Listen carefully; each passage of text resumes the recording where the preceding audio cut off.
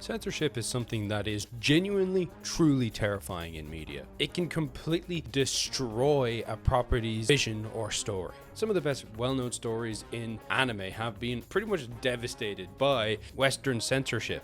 Censorship is one of the most dangerous things when it comes to anime. We've seen in the past that stories can be entirely skewed and changed due to a few small changes. Look no further than the 4Kids production of anime dubs. See, they don't just dub the anime, they also remove all smoking, guns, and for some reason they really hate rice balls. See, in Pokemon we have moments where they are clearly eating rice balls, but instead they say that they're eating "These donuts are great. Jelly-filled are my favorite. Nothing beats a jelly-filled donut." And in One Piece we see so many examples of Sanji, who is a chronic smoker, actually just has a chronic sweet tooth and sticks a lollipop in his mouth. When did Luffy start having complete thoughts such as this? Not to mention all the Marines, instead of having their muskets, they have water guns. It's kind of pathetic. Needless to say, that's Western censorship. Something that I've noticed with One Punch Man Season 3 is that there is local censorship going on with this story. And it's not even stuff that would be necessarily hard, difficult, or all that damaging to its IP. See, we have this character called Zombie Man, and he, much like Sanji or Smoker from One Piece, is a chronic smoker. Especially in his early paneling, he is always smoking. And he is one of the most gritty characters in the story.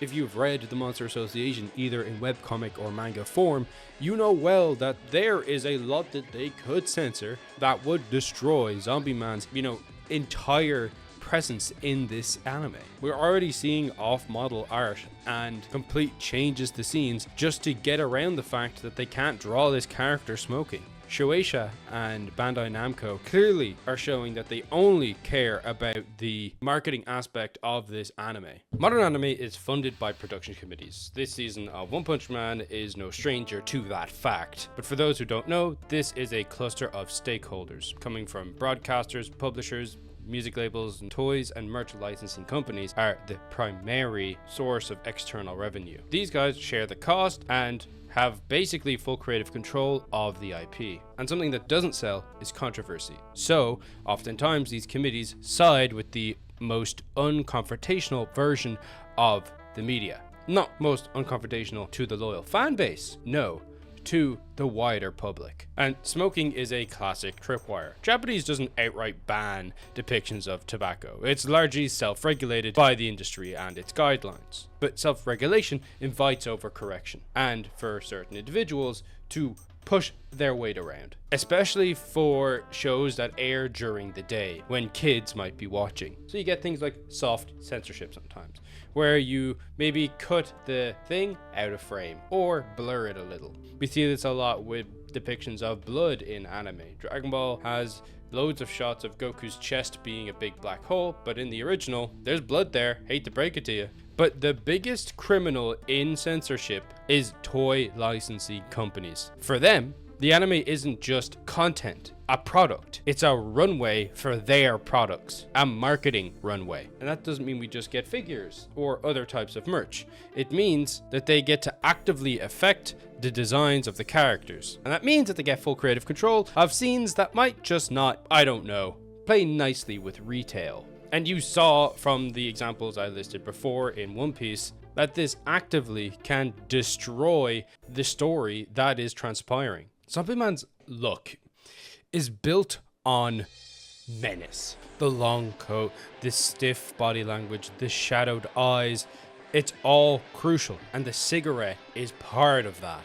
It's a prop. It's as important as his overcoat. It shapes his silhouette and gives the frame a tired, worn down and depressed look. When you remove it, his outline gets safer and blander. He stops reading like a noir-styled survivor with a troubled past, and genuinely, to me, comes across as some generic tough guy who's trying too hard. The visual grammar changes. Take away the smoke and parts of his personality become flattened. The cigarette signals part of the danger that makes up his character. A man in constant pain, a man who's used said pain and learned to live with it, finding other ways to cope, one of which is smoking cigarettes. Lighting up the cigarette creates a build-up in the scenes and lets certain tonal moments breathe a little longer. In our introduction shot to him in this season, the scenes come across far more resourceful than they do in the manga. In the manga, they're so contemplative. It's an internal monologue of a struggling detective, or at least that's what I thought when I was reading it. But